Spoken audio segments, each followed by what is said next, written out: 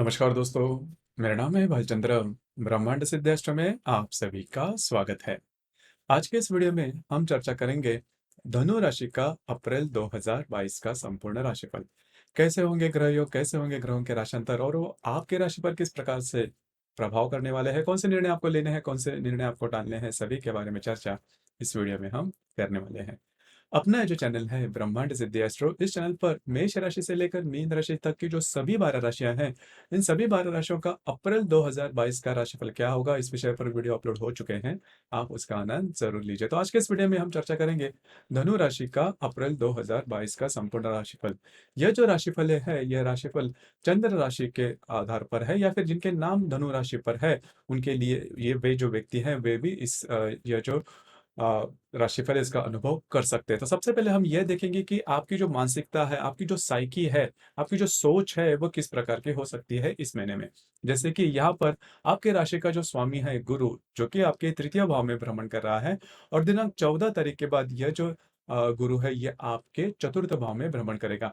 तो यहाँ पर देखना ज्यादा जरूरी है कि यह जो गुरु है, ये गुरु करीबन 1 साल तक, या फिर सूक्ष्म तौर पर देखा जाए तो 11.5 महीने तक एक ही राशि में भ्रमण करता है। तो पिछले करीबन 1 आध साल में आपने देखा होगा कि बहुत ज्यादा जो बातें हैं वो आपके लाइफ में हुई थी, या फिर आप बहुत ज्यादा एक्टिव हुए थे। छोटी मोटी कई बातों थी, कई प्रकार की जो बातें थी जिसके ऊपर आप बहुत ज्यादा एक्टिव हो चुके थे। लेकिन 14 तारीख के बाद, मतलब अप्रैल 14 तारीख के बाद, ये जो गुरु है, यह गुरु आपके चतुर्थ भाव में भ्रमण करेगा, जो कि आपके लिए काफी अच्छी बात होगी, क्योंकि वो स्वयं की राशि में चतुर्थ भाव में भ्रमण करने वाला है। तो यहाँ पर करीबन वो 1 साल तक रहेगा। तो काफी बड़े समय तक यह गुरु रहेगा। तो इसमें दो तीन बातें हैं वो जो कि आपके लिए काफी महत्वपूर्ण और शुभ फलदायी होगी, क्योंकि ये आपके राशि का स्वामी है, आपके राशि के लिए शुभ ग्रह भी है, जो कि चतुर्थ भाव में स्वयं के राशि में आने वाला है। तो यहाँ पर एक दो बातें वो जान लेना बहुत ज्यादा आवश्यक है कि आपके घर में अगर किसी भी प्रकार के प्रॉब्लम या कॉम्प्लिकेशंस है, तो वो कई महीनों में नॉर्मल होते हुए नजर आएंगे, और आप घर में रुचि लेना ज्यादा पसंद करोगे। घर के लोग हैं जिनके साथ आपकी जो इंटरेक्शन है वो काफी अच्छी देखी जाएगी। पिछले करीबन 3 4 साल में यदि घर के लोगों के साथ अगर आप में और उनमें कोई प्रॉब्लम कॉम्प्लिकेशंस हुई थी, तो वो पूरी तरह से नॉर्मल होते हुए नजर आएंगे। हालांकि ये जो बात है वो धीरे धीरे हो जाएगी, लेकिन नॉर्मल जरूर हो जाएगी। घर के लोगों के साथ आपकी जो इंटरेक्शन है, जो रिलेशनशिप है, वो काफी अच्छे देखे जाएंगे। तो कुल मिला के ये जो गुरु का जो भ्रमण है वो आपके लिए बहुत ही ज्यादा शुभ फलदायी साबित होगा। हालांकि जैसे मैंने कहा कि यह जो गुरु है इसका जो स्थित्यंतर है या फिर राशांतर 14 तारीख के बाद होने वाला है, तो इसके आने वाले साल में, मतलब 2022 या फिर 23 में किस प्रकार के अनुभव आप ले सकते हो उसके संदर्भ में स्वतंत्र रूप से हम वीडियो हर राशि के बारे में लेके आएंगे। तो उसमें भी ज्यादा डिटेल में पूरे साल भर का जो राशांतर है गुरु का उसके बारे में चर्चा की जाएगी। लेकिन इस साल के बारे में अगर कहा जाए तो आपके लिए जो गुरु का राशांतर है वो बहुत ही ज्यादा शुभ फलदायी साबित होगा। इसके बाद हम चर्चा करेंगे आपके घर के जो व्यक्ति है, या फिर घर का जो सुख, जैसे गृह सौख्य कहा जाता है उसके संदर्भ में। तो गुरु गृह सौख्य के बारे में कहा जाए तो जैसे कि मैंने कहा कि इसके पहले जो गुरु था, मतलब आपका चतुर्दश भी गुरु है, ये जो गुरु है वो आपके व्यय भाव में भ्रमण कर रहा था, और दिनांक 14 तारीख के बाद यह स्वयं की राशि में भ्रमण करेगा। और यहाँ पर शुक्र भी आने वाला है, जैसे गुरु रवि भी यहाँ पर है। तो दो तीन बातें हैं जो कि जान लेना बहुत ज्यादा आवश्यक होगा कि गृह सुख के मामले में अगर देखा जाए तो गृह सुख आपको बहुत ही अच्छी तरीके से मिलने वाला है। आपके घर के जो व्यक्ति आपके विपरीत वर्तन कर रहे थे, या फिर आप में और उनमें किसी किन्हीं कारणों की वजह से कुछ खिंचातानी हो रही थी, प्रॉब्लम हो रहे थे, विचार विरोध में हो रहे थे, तो वो जो सभी बातें हैं वो पूरी तरह से नॉर्मल हो जाएगी। आपके घर के जो लोग हैं और आप में काफी अच्छी इंटरेक्शन देखा जाएगा, क्योंकि आपके राशि के लिए एक महत्वपूर्ण बात है कि आपकी जो राशि है वो घर के व्यक्तियों में ज्यादा रुचि नहीं लेती, वो ज्यादा सोशल राशि है। आपके घर के जो बाहर के लोग हैं उनके साथ आपकी बहुत ज्यादा जमती है। इसी वजह से घर के जो लोग हैं उनके साथ छोटी मोटी बातों को लेकर तकरार होती है, वो आपका नेचुरल जो गुणधर्म है वो है, आपका नेचर है। लेकिन ये गुरु जैसे आपके चतुर्थ भाव में आ जाएगा, तो जो सभी बातें हैं वो पूरी तरह से नॉर्मल हो जाएगी घर के बारे में।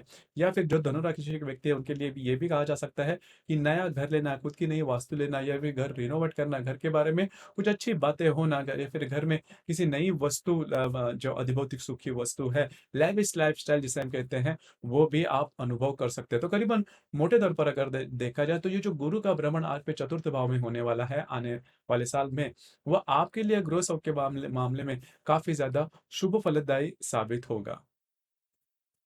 इसके बाद हम चर्चा करेंगे आपके आपके रिलेशनशिप के मतलब अगर आप विवाहित हो तो आपकी जो वैवाहिक जोड़ीदारी या फिर विवाह सुख है इसके संदर्भ में, तो आपका जो सप्तमेश है, सप्तमेश आपका जो है वो बुध है, वो आपका सप्तमेश करीबन आपके चतुर्थ भाव में भ्रमण कर रहा है और दिनांक 9 तारीख के बाद यह आपके पंचम भाव में शत्रु राशि में भ्रमण करेगा। तो यहाँ पर 2-3 बातें जान लेना बहुत ज़्यादा आवश्यक है। इसके पहले आपने देखा होगा करीबन 15-20 दिनों में आपकी जो वैवाहिक जोड़ीदार है, उनमें और आप में काफ़ी अच्छी हार्मनी थी। काफ़ी अच्छी नहीं बोली जा सकती, लेकिन नॉर्मल हार्मनी थी, किसी भी प्रकार के प्रॉब्लम या कॉम्प्लिकेशन दिखाई नहीं दे रहे थे। लेकिन 9 तारीख के बाद मतलब 9 अप्रैल के बाद यह जो बुध है, ये बुध आपके पंचम भाव में शत्रु राशि में भ्रमण कर रहा है। इस वजह से आप में और आपके जो वैवाहिक जोड़ीदार है, उनमें किन्हीं कारणों की वजह से खींचातानी हो सकती है और वो थोड़ी बढ़ भी सकती है। उसी प्रकार आपके जो वैवाहिक जोड़ीदार है, उनके स्वास्थ्य के बारे में भी छोटे-मोटे प्रॉब्लम या कॉम्प्लिकेशंस दिखाई दे सकते हैं। बस उसी के ऊपर थोड़ा-सा ध्यान दीजिए। लेकिन जैसे मैंने कहा कि आपकी जो राशि है, वो थोड़ी आपकी राशि में जो ऊर्जा है वो काफ़ी ज़्यादा देखी जाती है। तो उसी के चलते कभी-कभी आपकी जो लैंग्वेज है वो एरोगेंट हो जाती है। तो थोड़ा-सा खुद पर संयम रखिए और जैसे मैंने कहा कि आपके जो वैवाहिक जोड़ीदार है, उनके साथ छोटी-मोटी बातों को लेकर तकरार हो सकती है। बस उसी के ऊपर थोड़ा-सा ध्यान देना आवश्यक होगा और ये जो बात है, वो करीबन महीने भर तक तो चलेगी, तो थोड़ा-सा खुद पर संयम रखना ज़्यादा आवश्यक होगा और आपके जो वैवाहिक जोड़ीदार है, उनके स्वास्थ्य के बारे में भी थोड़ा ध्यान देना ज़्यादा आवश्यक होगा। इसके बाद हम चर्चा करेंगे आपके कार्यक्षेत्र के बारे में। मतलब आपका जो कार्येश है, आपका जो दशमेश है, तो कार्येश जो है वो भी बुध है आपका, जो कि आपके चतुर्थ भाव में भ्रमण कर रहा है और अ, ते 9 त दिनांक 9 तारीख के बाद ये आपके पंचम भाव में भ्रमण करेगा, शत्रु राशि में भ्रमण करेगा। तो जहाँ पर आप काम करते हो, नौकरी करते हो या फिर व्यवसाय करते हो, वहाँ पर के जो लोग होंगे, वो उनमें और आप में किन्हीं कारणों की वजह से प्रॉब्लम्स हो सकती है और वो प्रॉब्लम थोड़ी बढ़ भी सकती है। देखिए, छोटी-मोटी बातें होती हैं, जैसे कि गुप्त शत्रु होते हैं जो कि आपके सामने तो काफ़ी अच्छी बातें करते हैं लेकिन पीठ पीछे आपकी बुराइयाँ करते हैं। उन पर थोड़ा-सा नज़र रखना ज़्यादा आवश्यक होगा, क्योंकि आपकी जो राशि है वो थोड़ी-सी ट्रस्टवर्दी है, सामने वाले पर जल्दी से भरोसा कर देती है। उसी के और ऊपर थोड़ा-सा ध्यान दीजिए और आपके कॉन्फिडेंशियल भी स्पॉइल हो सकते हैं। मतलब डॉक्यूमेंटेशन के बारे में कोई भी का काम हो, जो भी आपका कार्यक्षेत्र से रिलेटेड, उस पर काफ़ी ज़्यादा अच्छी निगरानी रखना ज़्यादा आवश्यक। आपके कॉन्फिडेंशियल स्पॉइल हो सकते हैं, जिसकी वजह से कार्यक्षेत्र के बारे में कुछ अलग भी प्रकार के प्रॉब्लम्स आ सकते हैं। बस इसी के ऊपर थोड़ा-सा ध्यान देना ज़्यादा आवश्यक होगा। इसके बाद हम चर्चा करेंगे आपके जो फाइनेंशियल स्टेटस है, आर्थिक स्तर है उसके संदर्भ में। जैसे कि आपके जो द्वितीय भाव का जो शनि है, वह आपके द्वितीय भाव में ही भ्रमण कर रहा है और दिनांक 30 तारीख के बाद मतलब इस महीने के आखिरी दिन के बाद ये आपके तृतीय भाव में भ्रमण करेगा। तो यहाँ पर पिछले करीबन 2 ढाई साल में आपने देखा होगा कि पैसे के मामलात में बहुत ज़्यादा प्रॉब्लम तो नहीं आ रहे थे, लेकिन जैसा आप एक्सपेक्ट करते हो उस प्रकार से पैसे भी नहीं मिल रहे थे। तो देखिए, ये थोड़ी-सी अलग-सी बात हो जाती है कि जैसा आप चाहते हो उस प्रकार से बातें नहीं हो रही है, लेकिन आपकी जो फंडामेंटल नीड्स है, आपकी जो मूलभूत जो एक्सपेक्टेशन है, वो तो पूरी हो रही थी। लेकिन जैसे ही ये शनि आपके तृतीय भाव में भ्रमण करेगा, तो ये जो बात जो किल्लत है आपके पैसे के मामले में, वो कई मामले में इसमें देखा जाए तो नॉर्मल होने की संभावना ज़्यादा बनती है। अब इसी के ऊपर थोड़ा-सा ध्यान दीजिए, क्योंकि इसके पहले भी आपने देखा होगा कि पिछले करीबन 2 ढाई साल में पैसे आपके नहीं मिल रहे थे, इसकी वजह से आप सेविंग भी कर रहे थे और पैसा जैसा आप चाहते हो इसकी वजह से आप खर्चा भी नहीं कर पा रहे थे। लेकिन जैसे ही ये जो शनि है आपके तृतीय भाव में भ्रमण करेगा, जो कि आपके लिए अच्छी बात होगी, क्योंकि वो स्वयं के राशि में तृतीय भाव में भ्रमण करेगा। तो उसके बाद का जो समय होगा मतलब करीबन मई से लेकर वो शुरुआत हो जाएगा। तो उसके बाद वो जो धन के बारे में थोड़े प्रॉब्लम कॉम्प्लिकेशन आ रहे थे, वो काफ़ी मायनों में नॉर्मल होते हुए नज़र आएँगे। मैं ये तो नहीं कहूँगा कि पूरी तरह से नॉर्मल हो जाएँगे, लेकिन काफ़ी मायनों में मतलब मोटे तौर पर अगर देखा जाए, तो वो नॉर्मल होते हुए भी नज़र आएँगे। उसी प्रकार आपके पंचम भाव में अगर देखा जाए, तो आपका जो पंचमेश है, आपका पंचमेश जो है, वो मंगल है, वो आपके द्वितीय भाव में भ्रमण कर रहा है और दिनांक 8 तारीख के बाद ये आपके तृतीय भाव में भ्रमण करेगा। तो इसके चलते हुए आपने देखा होगा कि पिछले करीबन 1 आध महीने में पैसे आपको मिल रहे थे। कहीं न कहीं से तो आपको पैसे मिल रहे थे। तो इसकी वजह से आपको कुछ प्रॉब्लम नहीं आ रही थी और ये मंगल और छोटे-मोटे खर्चे भी आपके हो चुके। मतलब आपको पैसे भी मिले थे और खर्चे भी हो रहे थे। लेकिन ये मंगल जैसे आपके तृतीय भाव में चला जाएगा दिनांक 3 तारीख के बाद, तो जो खर्चे हैं, वो काफ़ी मायनों में नॉर्मल होते हुए नज़र आएँगे। हालाँकि पैसे की जो आमदनी है उसमें भी थोड़ी कटौती हो सकती है। लेकिन खर्चे जो जैसे कि आपने देखा भी होगा कि पिछले करीबन 1 सवा महीने में खर्चे आपके हो रहे थे, तो उस पर ज़्यादा पाबंद आ जाएगा और जो पाप ग्रह है मंगल, आप ज वैसे देखा जाए तो नैसर्गिक पाप ग्रह है, लेकिन आपके राशि के लिए शुभ ग्रह जो कि तृतीय भाव में चला जाएगा, जिसकी वजह से आप बहुत ज्यादा एक्टिव हो जाओगे और आपका जो मूलभूत गुणधर्म है, आप थोड़ा सा बिंदास हो, एम्बिशियस हो, तो वो जो गुणधर्म है वो आपको दिखाई दे सकता है, क्योंकि ये जो मंगल है वो आपके तृतीय भाव में भ्रमण करेगा। और उसी प्रकार अगर आप शेयर मार्केट से डील करते हो तो भी ये जो मंगल है वो आपके लिए शुभ फलदायी साबित होगा। शेयर मार्केट्स की जो इनकम है वो आपको मिलती रहेगी, जिसकी वजह से जो भी बातें, जो भी प्रॉब्लम कॉम्प्लिकेशन है, काफी मायनों में नॉर्मल होते हुए नजर आएंगे। इसके बाद हम चर्चा करेंगे इजी मनी के बारे में। कई दफा होता क्या है कि जो व्यक्ति बहुत ज्यादा पैसे वाले होते हैं या फिर जो व्यक्ति बहुत ज्यादा मतलब उनके पास पैसे नहीं होते, तो दोनों जो वर्ग उनके बारे में देखा जाए तो वे दोनों वर्ग अलग अलग विचारों से पैसे कमाना चाहते हैं। मतलब जो धनी होते हैं वो ये सोचते हैं कि ठीक है, थोड़े से पैसे से हम थोड़ी बहुत रिस्क ले सकते हैं, इजी मनी जिसे हम कहते हैं उस प्रकार से। और जिनके पास धन बिल्कुल भी नहीं होता वो सोचते हैं कि ठीक है, इससे आशा बंधी रहती है कि इससे हम कुछ कमा सकते हैं, थोड़ा सा इजी मनी के पीछे जाए। तो इजी मनी के बारे में अगर देखा जाए तो आपकी आपका जो अष्टमश है चंद्रमा, वो आपका अष्टमेश है जो कि इजी मनी के लिए ज्यादा महत्वपूर्ण होता है। तो यहाँ पर इस महीने के 16 और 30 तारीख को किसी भी प्रकार के बड़े रिस्क नहीं लेना, तो ये बात जान लेना बहुत ज्यादा आवश्यक है। और वैसे भी देखा जाए तो इजी मनी के पीछे नहीं जाना, क्योंकि आपके राशि के लिए इजी मनी इतना लाभदायी नहीं होता, तो ये बात जान लेना बहुत ज्यादा आवश्यक है। अब हम देखेंगे कि प्रत्यक्ष लाभ, मतलब जो आप काम करते हो उसके उससे मिलने वाले जो पैसे होंगे, जो विधन होगा, उसके बारे में भी चर्चा करेंगे। जैसे कि जो शुक्र है, ये शुक्र आपके तृतीय भाव में भ्रमण कर रहा है। दिनांक 28 तारीख के बाद ये शुक्र आपके चतुर्थ भाव में भ्रमण करेगा। तो यहाँ पर दो तीन बातें हैं वो जान लेना बहुत ज्यादा आवश्यक है कि प्रत्यक्ष पैसे धन कमाने के लिए थोड़ी सी ज्यादा आपको मेहनत इस महीने में करनी पड़ सकती है। और आपका घूमना फिरना भी ज्यादा हो सकता है। आपके जो पैसे रहेंगे, आपके जो आप पैसे जो अर्न करोगे, धन जो अर्न करोगे, वो काफी मायनों में मजा जिसे हम कहते हैं घूमना फिरने, पिकनिक, इस इसके संदर्भ में खर्च होने की संभावना थोड़ी बनती है। उसी के ऊपर थोड़ा सा ध्यान दीजिए। और आपकी राशि वैसे भी देखी जाए तो आपको घूमना फिरना, पिकनिक पर जाना, ये बातें बहुत ज्यादा पसंद होती है। तो उसी पर थोड़े खर्च वगैरह होने की संभावना काफी ज्यादा बनती है। हालांकि आपके जो मित्र परिवार होंगे उनके साथ ही कहीं बाहर घूमना फिरना हो सकता है, लेकिन पैसे के जो खर्च होते हैं उसके ऊपर थोड़ा सा आपको ध्यान देना होगा। ये बात जान लेना बहुत ही ज्यादा आवश्यक है। उसी प्रकार अब हम चर्चा करेंगे भाग्य के बारे में। भाग्य का होना बहुत ज्यादा आवश्यक है, क्योंकि कई बार होता क्या है कि सभी जो बातें अच्छी होती है, लेकिन अगर भाग्य का साथ नहीं मिलता तो जो हम पूरी तरह से सक्सेस जिसे हम कहते हैं वो लाइफ में नहीं मिलती। तो इस महीने के बारे में अगर देखा जाए तो आपको जो भाग्यश है वो रवि है। और ये जो भाग्यश है ये आपके चतुर्थ भाव में भ्रमण कर रहा है। और दिनांक 15 तारीख के बाद ये जो रवि है, ये रवि आपके पंचम भाव में भ्रमण करेगा। तो देखिए, ये सबसे महत्वपूर्ण बात होती है भाग्य का साथ मिलना, क्योंकि कई दफा मतलब एफर्ट या फिर प्रयत्न जो जो कोई कर लेता है, लेकिन उसके बाद की जो बात होती है भाग्य का साथ मिलना, वो बहुत ज्यादा इंपॉर्टेंट होती है। कि जैसे ये जो रवि है भाग्येश, आपका 15 तारीख के बाद आपके पंचम भाव में भ्रमण करेगा, जो कि आपके लिए बहुत ही ज्यादा महत्वपूर्ण बात है, काफी ज्यादा भाग्यशाली ये बात है, क्योंकि 15 तारीख का बाद का जो समय है वो आपके लिए काफी ज्यादा शुभ फलदायी साबित होगा। जो भी बात है, मतलब जो भी बात आप करोगे उसमें सक्सेस रेट जिसे हम कहते हैं वो काफी ज्यादा देखा जाएगा। बहुत बड़े नुकसान या फिर प्रॉब्लम आपको नहीं आएंगे, चाहे किसी भी क्षेत्र में है। तो आपका जो मोरल है वो भी हाई रहेगा, आपका जो कॉन्फिडेंस है वो भी काफी हाई रहेगा, और काफी ज्यादा एम्बिशियस दिखाई दोगे। और जो भी काम आप हाथ में लोगे वो पूरे होते हुए भी नजर आएंगे, बिकॉज ये जो सूर्य है, ये सूर्य आपके पंचम भाव में भ्रमण करेगा। आपका जो भाग्यश है वो आपका पंचम भाव में भ्रमण करते हुए देखा जाएगा। इसकी वजह से भाग्य का साथ आपको काफी अच्छे तरीके से देखा जाएगा। किसी भी प्रकार का काम है तो कोई भी अगर बड़े मेजर डिसीजन है वो आप 15 तारीख के बाद ले सकते हो। इसके बाद हम चर्चा करेंगे रिलेशनशिप के मामले में।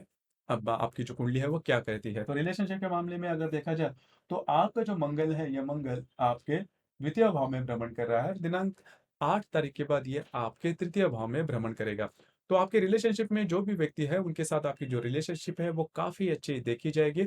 उसी प्रकार कहीं बाहर घूमना फिरना भी हो सकता है। हालांकि मंगल शनि की युति होने जा रही है द्वितीय भाव में आपके दिनांक 5 तारीख को। यहाँ यहाँ पर 4, 5 और 6 इन 3 दिनों में आपके रिलेशनशिप में जो व्यक्ति है, उनके साथ छोटी-मोटी बातों को लेकर तकरार हो सकती है और वो तकरार थोड़ी बढ़ भी सकती है, तो उसी के ऊपर थोड़ा-सा ध्यान दीजिए। हालाँकि उसके बाद का जो पीरियड है, वो काफ़ी अच्छा रहेगा। आपके रिलेशनशिप में जो व्यक्ति है, उनके साथ कहीं बाहर घूमना-फिरना या फिर पिकनिक या फिर आप दोनों में जो हार्मनी है, वो काफ़ी अच्छी देखी जाएगी। तो कुल मिला के लव लाइफ जिसे हम कहते हैं, उसके बारे में आपकी जो कुंडली है, वो काफ़ी अच्छे इसके जो रिज़ल्ट है, वो देखे जाएँगे।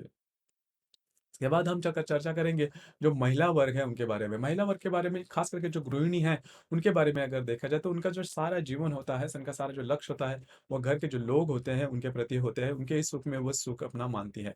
उस लिहाज से भी अगर देखा जाए तो कई आपके राशि के लिए जो शुभ ग्रह है, जो कि आपके चतुर्थ भाव में भ्रमण कर रहे हैं। इससे चलते आपके जो घर के जो लोग होंगे, उनके साथ आपकी जो इंटरेक्शन है, वो काफ़ी अच्छी देखी जाएगी। अगर कोई बात आप उनसे मनवाना चाहते हैं या फिर कोई माँग करना चाहते हो, तो वो भी पूरी होने की संभावना काफ़ी अच्छी बनती है। कुल मिला के ये जो संपूर्ण महीना है, वो आपके लिए शुभ फलदायी साबित होगा। उसी प्रकार जो विद्यार्थी वर्ग है, उनके बारे में भी अगर देखा जाए, तो विद्यार्थी वर्ग के बारे में अगर देखा जाए तो उनका आपका जो पंचमेश है, वो द्वितीय भाव में भ्रमण कर रहा है। दिनांक 8 तारीख के बाद ये तृतीय भाव में भ्रमण करेगा। तो जो विद्यार्थी शिक्षा ले रहे हैं, किसी परीक्षा के लिए अपीयर कर रहे हैं एग्ज़ाम के लिए या फिर कोई नई फ़ील्ड चूज़ करे, उन सभी के लिए ये जो महीना है मतलब अप्रैल 2022 का, ये बहुत ज़्यादा शुभ फलदायी होगा।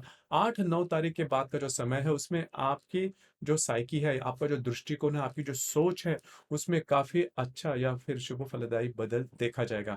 आप बहुत ज़्यादा एक्टिव हो जाओगे, जो भी आपका कार्यक्षेत्र है, तो उसमें बहुत ज़्यादा एक्टिव हो जाओगे, बहुत ज़्यादा इंटरेस्ट लेकर आप काम करना शुरू हो जा कर जाओगे, जो कि आपके लिए काफ़ी महत्वपूर्ण बात होगी। किसी भी प्रकार की कोई एग्ज़ामिनेशन, कोई प्रिपरेशन आपको करनी है, तो ये जो महीना है, वो आपके लिए बहुत ही ज़्यादा शुभ फलदायी साबित होगा।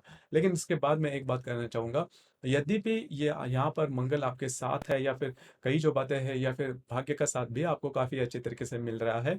लेकिन फिर भी आपकी प्रिपरेशन आप किस तरह से प्रिपेयर करो, किस तरह से एफर्ट लेते हो आपके परीक्षा के लिए, वो काफ़ी ज़्यादा महत्वपूर्ण होता है क्योंकि आप जो भी मेहनत करते हो, जो भी एफर्ट लेते हो, उसके बाद आपके जो भाग्य का साथ है, वो शुरुआत होता है। इसका अर्थ ये भी बिल्कुल भी नहीं है आप सिर्फ घर पर बैठे रहो और बातें आपके लिए हो जाएगी, ऐसा बिल्कुल भी नहीं करना, आपको एफर्ट लेने ही है। तो ये बात थोड़ा-सा जान लेना काफ़ी ज़्यादा आवश्यक होगा। अब हम चर्चा करेंगे जो महत्वपूर्ण ग्रह योग है उसके बारे में। तो ग्रह योगों के बारे में अगर देखा जाए तो गुरु और नेपच्यून की युति होने जा रही है कुंभ राशि में दिनांक 12 तारीख को। तो करीबन 11, 12 और 13 इन तारीखों में आप बहुत ज़्यादा एक्टिव रहोगे और कुछ अच्छे इंट्यूशंस वगैरह आपको आ सकते हैं भविष्य को लेकर। अगर आप उस इंट्यूशन पर चलते हो तो भविष्य में जाके कई तरह के जो अच्छे डिसीज़न हैं वो आप ले सकते हो। अच्छे विचार आपके मन में आ सकते हैं। उसी के ऊपर थोड़ा-सा ध्यान देना क्योंकि इस प्रकार के जो विचार हैं वो भविष्य को लेकर होते हैं और वो शुभ फलदायी अगर आप उसके ऊपर काम करते हो, इम्प्लीमेंट करते हो, तो भविष्य में जाकर आपको उसके फ़ायदे भी मिलते हैं। उसी प्रकार बुध और हर्षल की युति होने जा रही है मेष राशि में। अब ये जो ग्रह योग है वो आपके लिए बहुत ज़्यादा महत्वपूर्ण है। यह ग्रह योग करीबन इसका जो प्रभाव है वो देखा जाएगा 17, 18 और 19 तारीख को। तो 1 तारीख को एक मतलब आपके पंचम भाव में बुध और हर्षल की युति होने जा रही है मेष राशि में। यहाँ पर अगर आप विवाहित हो तो आपके जो वैवाहिक जोड़ीदार हैं उनके साथ छोटी-मोटी बातों को लेकर तकरार हो सकती है और वो तकरार बढ़ भी सकती है। उसी प्रकार जहाँ पर आप काम करते हो, नौकरी करते हो या फिर व्यवसाय करते हो, वहाँ पर के जो लोग होंगे उनके साथ आपके प्रॉब्लम ज़्यादा बढ़ सकते हैं। आपके विरोध में ऐसी कोई कार्रवाई हो सकती है जिसकी वज़ह से आप दिक्कत में आ सकते हो। अब ये जो बात है वो बहुत ज़्यादा महत्वपूर्ण है। तो आपका जो नेचर है वो थोड़ा-सा एरोगेंट टाइप कभी-कभी हो जाता है क्योंकि आप में एनर्जी लेवल काफ़ी ज़्यादा होती है। तो अगर आपकी कोई चूक नहीं है, मिस्टेक नहीं, फिर भी आपके ऊपर अगर कोई एलिगेशन हो जाता है, तो आप उसके विरोध में बहुत ज़्यादा सख्ती से पेश आते हो या फिर आपकी जो भावनाएँ हैं, वो काफ़ी ज़्यादा तीव्रतम हो जाती है। उसी के ऊपर थोड़ा-सा ध्यान दीजिए क्योंकि उसके चलते हुए आपको थोड़ा खामियाज़ा भुगतना पड़ सकता है। इसके बाद इस बात को जान लेना बहुत ज़्यादा आवश्यक होगा। उसी प्रकार बुध और बुध और शनि का केंद्र योग भी होने जा रहा है। बुध शनि जो कि आपके द्वितीय भाव में, उसके साथ बुध का जो है, वो केंद्र योग होने जा रहा है दिनांक 24 तारीख को। तो इसका जो प्रभाव है वो 23, 24 और 25 तारीख को देखा जाएगा। इसमें आपके जो वैवाहिक जोड़ीदार हैं, उनके स्वास्थ्य के बारे में छोटे-मोटे प्रॉब्लम आ सकते हैं या फिर उनके साथ किसी प्रकार के मतभेद वगैरह आपके हो सकते हैं। हालाँकि ये जो ग्रह योग है, इसके जो ज़्यादा परिणाम है आपको नहीं मिलेंगे, लेकिन थोड़ा-सा आपको सब्र से काम लेना होगा। उसी प्रकार शुक्र और नेपच्यून की युति होने जा रही है आपके चतुर्थ भाव में। अब ये जो ग्रह योग है वो भी आपके लिए बहुत ज़्यादा महत्वपूर्ण है। उसी प्रकार शुक्र और गुरु की युति भी होने जा रही है आपके चतुर्थ भाव में दिनांक 30 तारीख को। अब ये जो ग्रह योग है आपके लिए काफ़ी ज़्यादा महत्वपूर्ण होगा, क्योंकि इसके जो 2 परिणाम हैं आपको मिल सकते हैं। यह जो ग्रह योग है इसका जो प्रभाव है वो देखा जाएगा करीबन 19, 29, 30 और मई के 1 तारीख को। इसका जो प्रभाव है जैसे मैंने कहा कि 2 तरीके से देखा जाएगा। पहले तो घर के जो लोग हैं उनके साथ आपकी हार्मनी काफ़ी अच्छी देखी जाएगी, उनके साथ आपकी जो इंटरेक्शन है वो भी काफ़ी अच्छी देखी जाएगी। लेकिन आपको खुद के स्वास्थ्य के ऊपर थोड़ा-सा ध्यान देना ज़्यादा आवश्यक होगा। ये बात जान लेना काफ़ी ज़्यादा महत्वपूर्ण होगी। उसी प्रकार इस महीने की जो पूर्णिमा है वो 16 तारीख को है, जो अमावस है वो 30 तारीख को है। पूर्णिमा और अमावस दोनों के जो जो दोनों घटनाएँ हैं उसके बारे में अगर देखा जाए, तो रविचंद्र का जो आकर्षण होता है पृथ्वी के प्रति वो काफ़ी ज़्यादा देखा जाता है। इस वजह से हमारी जो भावनाएँ होती हैं, वो पूर्णिमा और अमावस के दिन ज़्यादा तीव्रतम हो जाते हैं। इसके चलते हुए हम कई दफ़ा गलत डिसीज़न ले लेते हैं। तो ध्यान रखिए तो कि इन 2 दिनों में मतलब 16 और 30 तारीख को किसी भी प्रकार के बड़े डिसीज़न नहीं लेना या फिर विवादों में नहीं जाना, प्रॉमिसेस, कमिटमेंट किसी को भी बिल्कुल भी नहीं करना। तो दोस्तों ये था अप्रैल 2022 का धनु राशि का संपूर्ण राशिफल। आपको ये राशिफल कैसे लगा, आपने किस प्रकार से अनुभव किया, नीचे कमेंट बॉक्स में जरूर कमेंट करना। और अपना जो चैनल है ब्रह्मांड सिद्धि एस्ट्रो, इसे भी लाइक शेयर और सब्सक्राइब जरूर करना। धन्यवाद।